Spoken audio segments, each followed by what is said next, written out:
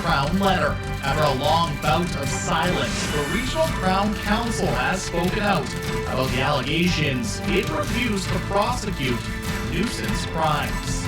Crown Counsel doesn't have the appetite, his words, to pursue charges. Out of silence, the Regional Crown Counsel has spoken out about the allegations it refused to prosecute nuisance crimes, particularly in the downtown. And as Cheryl Jan reports, the RCMP is working with the Crown. Ongoing issues of crime in the downtown has pushed the Prince George Business Owners Advocacy Group to ink a letter to the local Crown Counsel.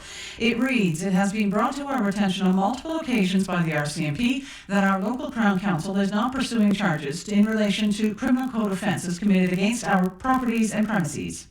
If we give you 4 more constables, we bump the budget up, give you 4 more constables, how many more arrests is that going to garner us? His answer was none. And then asked why. He said, well, Crown Counsel doesn't have the appetite, his words, to pursue charges. So, we had to find out what the truth was. And it got a response. In a very formal legal type letter, Regional Crown Counsel laid out the circumstances under which the Crown approves charges. It is the responsibility of Crown Counsel to examine all relevant information, following the exam to approve for prosecution any offence that he or she considers appropriate.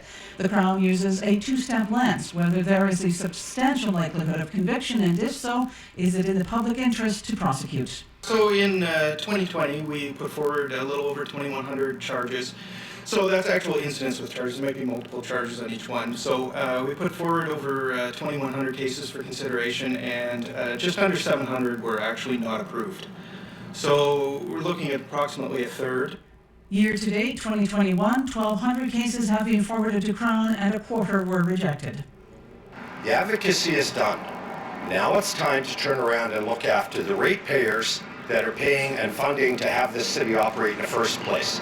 We need to see law and order put into place. The laws are for everybody, from the homeless to the high-end business person. Everybody's accountable to the criminal code. While little has come from Crown Counsel for things like sitting on the committee for a safe, clean and inclusive downtown, Superintendent Wright has a suggestion for how the Regional Crown may better deal with nuisance crimes. Perhaps there is either one or a select group of Crown Counsel that we would deal with specifically with these downtown lower level crimes. So the prosecutor making those determinations would be familiar with the larger picture and kind of constellation of events, rather than dealing with each one of these events as a one-off. The letter from Crown Counsel also notes that the RCMP has the ability to appeal a rejection, but that's a rare recourse. Cheryl Jan, CKPG News.